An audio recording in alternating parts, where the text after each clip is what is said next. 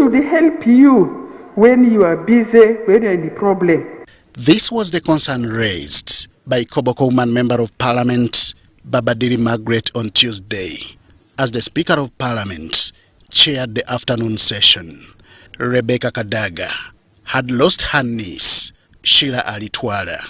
We have suffered a tragedy in our home. According to Babadiri, it was only proper that her deputy, Jacob Olanya, stood in for her. For long I have not seen him. Is he on leave? Where is he? Babadiri's prayer has now been answered.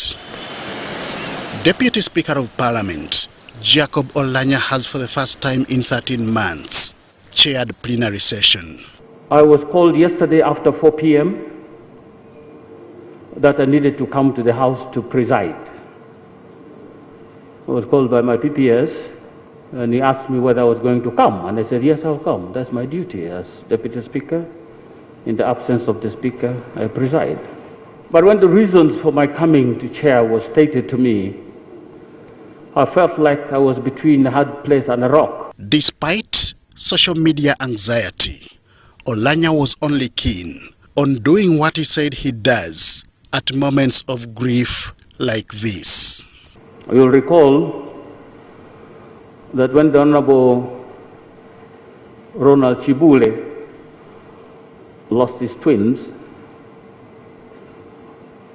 I sat in the chamber and adjourned Parliament to enable us all go and stand with him. That's how I did it. The situation is no different today, that the Madam Speaker has lost a dear one and the burial is ongoing. I can only do what I have always done in situations like this. We will not be able to proceed. Citing some scriptures in the Holy Bible, Olanya emphasized that it was proper that MPs joined the Speaker for the burial of her niece. Even if it was the last chance, the last opportunity given to me to preside in the 10th Parliament, if this was the last opportunity, it's an opportunity I'm willing to let go, because it's not human for me to proceed with this business. This guidance was welcomed by a handful of members of Parliament who congratulated Olanya upon his recent re-election back to the House. We missed 3 occasions to, first of all, congratulate you upon your your election as the member of the Central Executive Committee, the Vice Chairperson NRM for Northern Uganda. I want to congratulate you on that win. We have missed you in this House for over a year. We were told you are going to be seen, and today we are seeing you. I want to thank the Almighty God for that. And I think it is just proper that a voice comes from government side and from the NRM caucus to sincerely congratulate you and thanking you for delivering the NRM victory in that region. You headed it and you delivered, and we are indebted to you, sir. Impressed by the Deputy Speaker's appearance, Babadiri Margaret said she was only being curious and concerned. I'm quite an innocent person. I don't know what is happening behind the scene. I have no idea. And when I got up to talk, the urge was within me to find out the truth. Where is the Speaker? Why is he not helping the Deputy Speaker? I mean the Speaker. So it is a really coincidence that I spoke and he appeared the following day. This comes on the heels of reported bad blood between the Speaker and her deputy with regard to who will become the next Speaker of Parliament. Both have expressed interest in the position, and elections are slated for May 2021, shortly after swearing in of all recently elected members of Parliament. Henry Okurut, UBC. The Finance Committee of Parliament has tasked officials from Uganda Development Bank to provide proper accountability of 455 billion shillings channeled to them for resuscitating the economy during the COVID-19 pandemic. Now, this was as UDB top officials appeared before the Finance Committee of Parliament. Knowledge of the devastating impact of COVID-19 within the population prompted the government to take serious mitigation measures. They included a total nationwide lockdown and curfew and a series of standard operating procedures to guard the operation of institutions that were deemed essential. The severity of these response measures negatively impacted on the economy, with far-reaching effects on Ugandans. Parliament later approved shillings 455 billion, which was channeled through the Uganda Development Bank to help struggling businesses in the sectors of education, manufacturing and agriculture. Following a public outcry on the whereabouts of the funds, officials from the Uganda Development Bank Wednesday appeared before the Finance Committee of Parliament on the status and performance of the allocated funds. Who has benefited from this? That is the key question. Who has benefited from the COVID fund? First of all, we do apologize. We didn't come. We didn't carry the details of the beneficiaries, okay? But just to provide some high-level information, 70%, like I mentioned, of the beneficiaries are actually outside the Kampala metro region. No, you don't. We do have a detailed. In Parliament, you provide full information, and in Parliament, we represent those people you are talking about. So you cannot say 70% is outside Kampala. That is not the issue. The issue is who has benefited and how has this beneficiary been selected. However, officials from Uganda Development Bank, led by the acting managing director Denis Ocheng, could not provide proper accountability of the 202 billion shillings that has so far been disbursed out of the 455 billion. Eastern region, you'll approve of all the projects, they are 21%. When it comes to disbursements, you marginalize some of the regions. Because the public outcry that it takes so long and there seems to be no clear channel of one to know whether your loan is in the pipeline. By region, by sector, by product, all that information is available, obviously, but we could not summarize it all in here. But that information is available and we can be able to provide it. Can you summarize it? Although the education sector is among the most hit, with schools struggling to reopen for new academic years, the committee was shocked to learn that UDB officials could not sing out any school that has been assisted. There is an outcry that people's schools have been greatly affected by COVID. And here we are, we sent money through you, through UDB, to support businesses from collapsing as a result of COVID effects.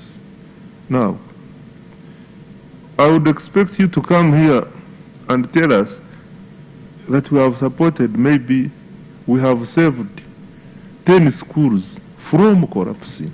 I talked about development impact. That is how we measure success of our projects. Mm-hmm. And this success is actually measured at, the data is collected at project level.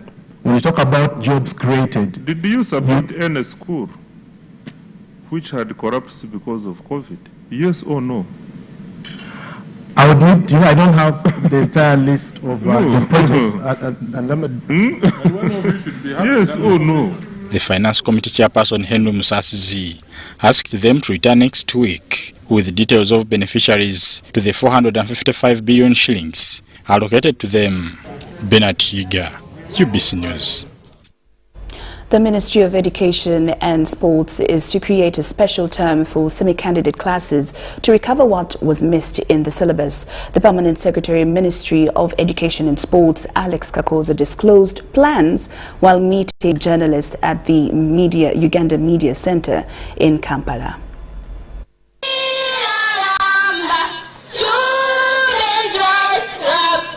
Ministry of Education and Sports has developed strategies for recovery of lost time by reorganizing the sequencing of the curriculum. This will enable students cover all the work that was missed. We have what we have called a hybrid curriculum implementation, and this shall include distribution of self-study materials that will supplement the lessons given by teachers. We have lessons that will be broadcast on radio and TV, and we have uploaded, published audio. The Permanent Secretary, Ministry of Education and Sports, Alex Kakoza, says teachers and schools are capable of innovative ways of interpreting the curriculum. Kakoza urged institutions to engage parents and guardians to adopt flexible fees payment arrangements to accept installments. A number of parents have been complaining that, they may not be able to afford the school fees. How is the ministry coming in? Ladies and gentlemen, education institutions shall engage their parents, stroke guardians, to adopt flexible fees payment arrangements and allow payments in appropriate installments. He, however, warns schools against implementing major infrastructure development asset acquisition budgets.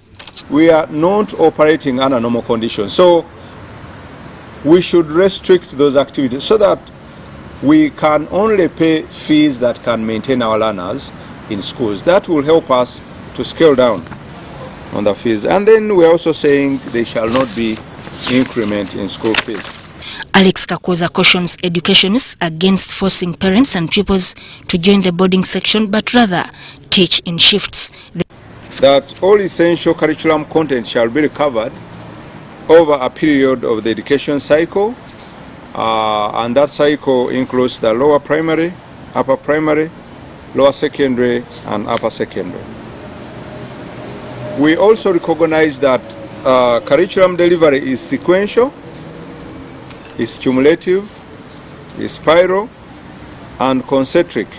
Therefore, curriculum coverage should not be restricted to a particular class in an education cycle, especially during a period like this one in which we are operating.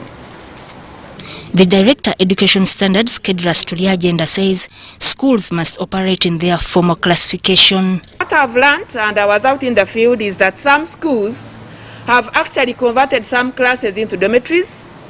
They have no facility for boarding, they have no sanitation, they have no security. It's not acceptable. The ministry will inform the public when education for early childhood development will commence. Sudat Kai, UBC. The Minister of Energy and Mineral Development, Mary Goretich Tutu, has told the media that government has adopted and passed the new electricity connection policy. Tutu also revealed that government is going to shoulder the cost of no-pole and one-pole connection to all registered customers. Of Energy and Mineral Development has declared a resumption of the energy connection policy that was approved by Cabinet in 2018 but was not implemented due to the outbreak of COVID-19 pandemic. It gives me a great pleasure and honor to launch the resumption of the electricity connection policy that was established in 2018 but had to be put on hold in December 2020 due to financial constraints. The move seeks to improve access to electricity and strengthen Uganda's self-reliance and capacity to manage unlawful power connections and electricity theft. Government mandated the Rural Electrification Agency to ensure consumers with no pole and those with one pole but await connection to pay a fee of 20,000 shillings that will double as facilitation to the service providers to inspect homes and also ensure wiring is well done. The obligation of government through REA under the ECP is to meet the cost of the no pole and one pole connections while consumers pay inspection fees of 20,000 to service providers. The backlog of electricity connection due to fund constraints stood at about 200,500 completed applications as of 7 December 2020. Minister Chitutu says her ministry has written to the World Bank requesting for a $400 million loan that will be scheduled for a one-pole connection campaign. This will enhance the ministry's target of at least 60% of Ugandans access electricity by 2040, although the loan awaits approval of Parliament. Now this loan, the $400 million, is what is going to help us on the one-pole connection. Because what we are beginning with is we have materials to connect people directly in the houses, from the pole to the house. That one we have, for at least to begin with, for around 87,500 connections. We are in advanced stages of negotiation with the World Bank, because one of the areas where we have to agree is on the Bubu policy. We now have local companies producing transformers. They are producing cables. So these have to be integrated. And we also have to put down our foot such that this is a loan, and it will be the Ugandans who will pay back this money. On tariffs, Chitutu explained that if industrialization is embraced, the move will scale down the high electricity tariffs. Transmission and distribution is a priority. So we are going to increase distribution, demand, by putting up industrial parks and also making sure that Ugandans use this power, especially for cooking. So this is going to be a policy which we are going to be very vibrant on. On average, an electric pole costs 700,000 shillings, while connection is valued at 1.3 million shillings. Helen Barbara Jizamba reporting for UBC News. UPDF has intensified patrols in Karamoja ReSecurity headed by UPDF in Moroto district. Karamoja sub-region have recovered a gun and 31 bullets at Adetewoi Primary School and arrested 17 Karamojong suspects after tip-off from one Vilante. Major Peter Mugisa, the UPDF 3rd Division spokesperson, said the suspects are among 103 in custody at the UPDF 3rd Division headquarters in Moroto district. Now this comes after 25 people were arrested last week with 3 guns in a park district during security operation to curb down cattle raids in Karamoja sub-region. We arrested or rounded up 17 criminals who were taking at the Woi Primary School, which is situated in Rupa sub-county, as their hideout. Every night they would go there and gather, go to carry out the criminal activities, and then they come back. And that's where they could also hide the guns that they normally use. So it was a tip-off from the previous day when they had they took two gentlemen to that school and tortured them, but eventually they were later released, and then those are the people who came and informed us, and that's where eventually we had to go and surround the school, arrested those 17 people together with one gun that had 31 rounds of ammunition. Yes, and the owner of that gun is Lokuti Adupa.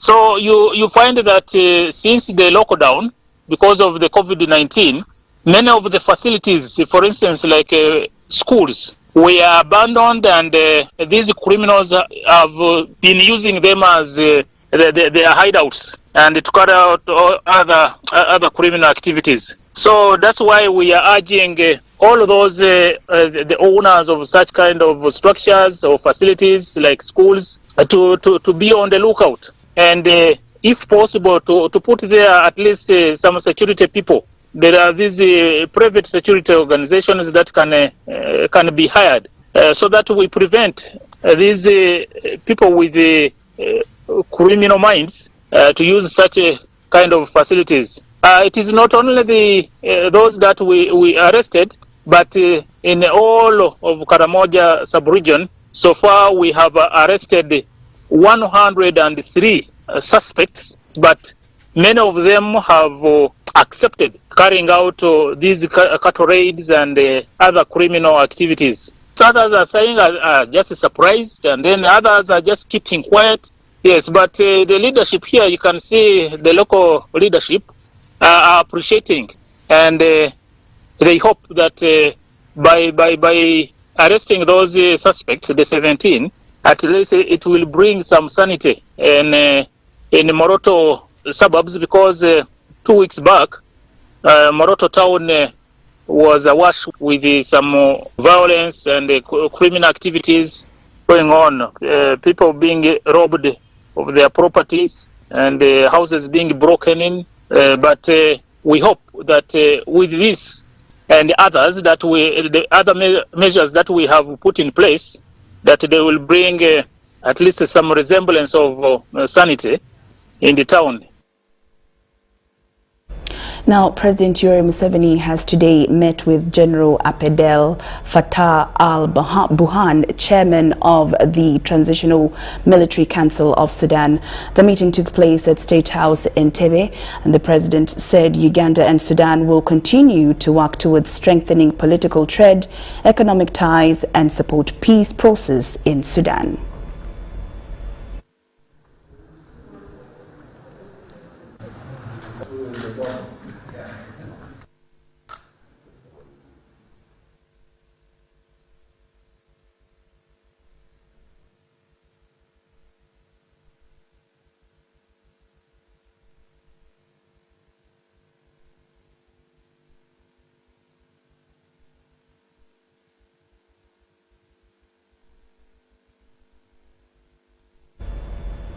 Now, meanwhile, President Yoweri Museveni has today met NRM youth mobilizers from northern Uganda at Kololo ceremonial grounds in Kampala.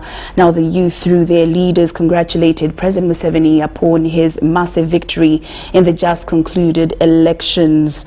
They also promised to continue campaigning for the NRM and promote government programs. The president welcomed the youth, who comprised of defectors from the opposition groups, adding that it's now time to concentrate on the development of Uganda.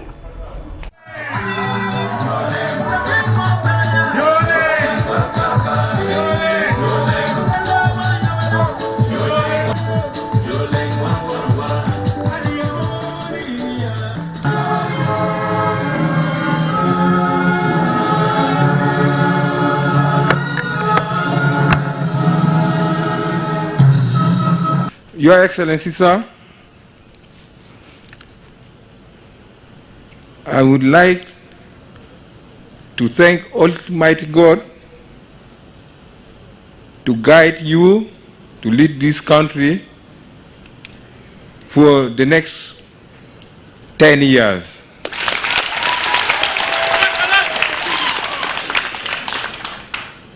Your Excellency, sir, I would like to appreciate your vision to choose me to lead coordinating campaign in a greater northern Uganda. Mr. President, I would like to congratulate you for your tremendous victory in the just concluded presidential elections. Your Excellency, sir, the Greater Northern Uganda Mobilization Team is a group which is a combination of two categories of people, that is opposition defectors and NRM cadres, who came up together to campaign for you and NRM candidates in the region. Apoyo Bino, you are all welcome from confusion to good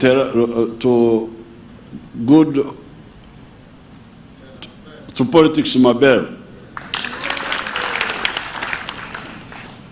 Support, you are supporting peace. You are supporting, okay, you are supporting me, but you are also supporting your country. Because you see, if you you mess up, everybody will lose, including yourselves. And you are now saying, and I'm very happy, you are saying now for the first time, Northern Uganda is working together through you people.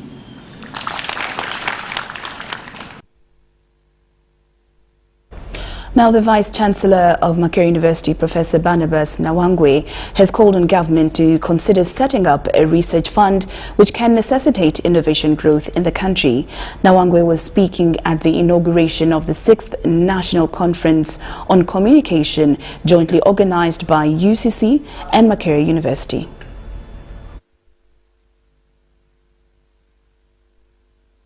The parties will specifically seek to conduct innovators' capacity building and joint resource mobilization. The operations will focus on innovating solutions to disaster preparedness among marginalized groups and refugee management. In Uganda, RIL, showing our commitment to introduce innovation and creativity to achieve social impact, and in particular in this case, to interventions implemented in the refugee response and in the host communities.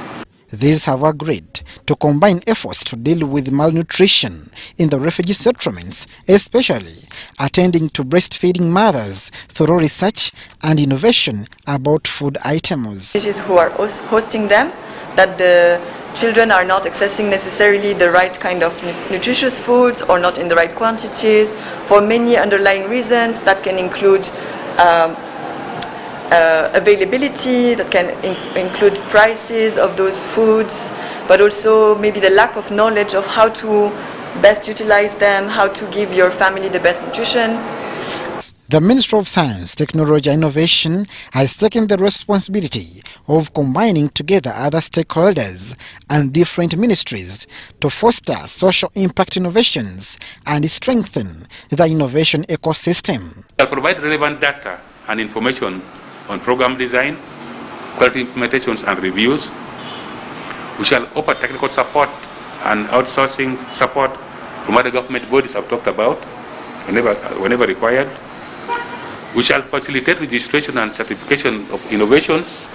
In a rated move, the Ministry of Science, Technology and Innovation has signed a memorandum of understanding with the mobile advisory services to design an agribusiness model to attract innovation in the agricultural sector. This also intends to link extension workers while providing advisory services.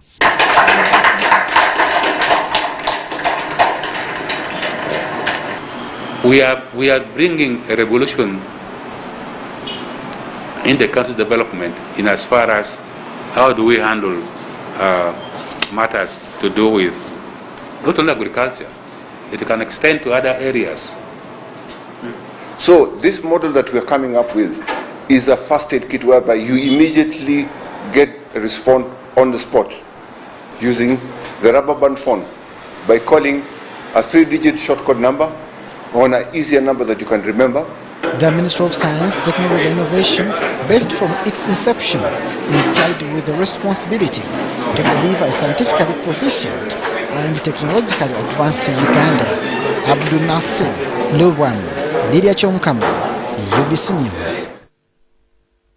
Now, the footage you just watched, the Ministry of Science Technology has partnered with Save the Children, intending to discover innovations between refugee settlements and marginalized groups. Now, the coordination will be achieved via the Response Innovation Laboratories tasked with fighting malnutrition. But now, the Vice-Chancellor of Makerere University, Professor Barnabas Nawangwe, has called on government to consider setting up a research fund which can necessitate innovation growth in the country. Nawangwe was speaking at the inauguration of the 6th National Conference on Communication, jointly organized by UCC and Makerere University. The National Conference on Communication is an annual event where experts, researchers, innovators, and stakeholders converge to assess all laid-down strategies for the field. Our challenge as scientists, researchers, academicians, and innovators is to leverage this as an opportunity to identify and develop solutions to the critical problems facing our society today and ways in which the various services can be improved for the betterment of our country. Jointly organized and facilitated by Uganda Communications Commission and Makerere University, this year's conference is running under the theme Connectivity, Resilience and Innovation in the COVID-19 era. We are living in an age where communication determines almost everything.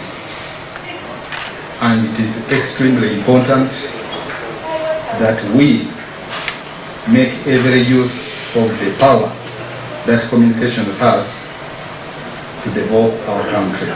With visual and audio now preferred as best, timely, speedy and convenient modes of communication, Makerere University has pleaded for the reinstating of its radio station license, which was invoked by UCC years back. We would also like to publicly say that Makerere is a big and good partner of government. And we could do a good job in conveying correct news to the public. Unfortunately, we lost our license for radio some years back because we were very poor at that time and didn't pay for license. But now we have some money. If you give us back that license and also a license for television, I can assure you we will do a lot to help diffuse fake news that is very rampant in this country. Nawangwe also wants government to set up the Innovation and Research Fund. I would like therefore to propose, Honorable Minister, that UCC starts a fund, a research fund, which they can request all those organizations which you oversee to contribute to for research. Uganda Communications Commission, UCC, through its Executive Director, Irene Kagwase Wankambo, reiterated the commitment for digitalization of the communication sector. On our part, as the regulator of the communication sector, we will continue to collaborate with other stakeholders, especially as a facilitator and enabler of the development of ICTs as part of our vision to create a digitally inclusive economy. This two-day conference was officially opened by the Minister for ICT, Judith Nabakoba. Nabakoba noted that government is determined and committed to supporting the communication, information and technology industry in the country since it currently renders employment to many. His Excellency, the President of the Republic of Uganda, has been consistent in the support for science and technology in schools, universities and tertiary institutions. I wish to reiterate the same message. The government is behind you in your quest to put Uganda on the technology map. Africa was left behind in the previous industrial revolution stages. The age of steam engine, the age of electricity and mass production, then the age of computers and digitization, and now we are looking at communication and connectivity. Although Uganda's communication sector is regarded as one of the most rapidly growing in Africa, underfunding still remains a big challenge. Robert Onyango, UBC News, Kampala. Journalists who were brutalized by UPDF officers while on their duty at the United National Human Rights Commission offices in Kololo have dragged Lieutenant Colonel Namanya Napoleon and the Attorney General to the courts of law. Journalists say that nothing has been received in regard to compensation as promised. While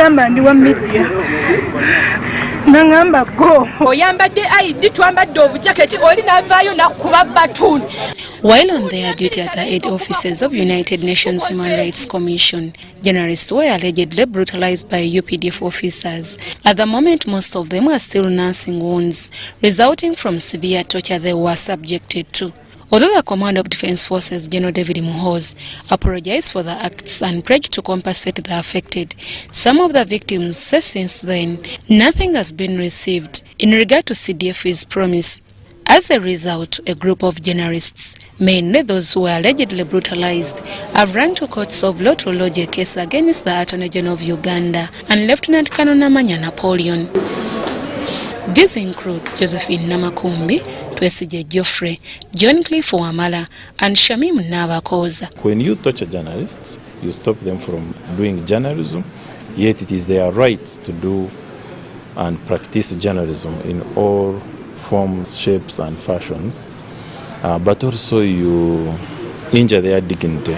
You also stop work where they are covering from going on, like the UN offices that these journalists were covering. They also want court-restrained security operations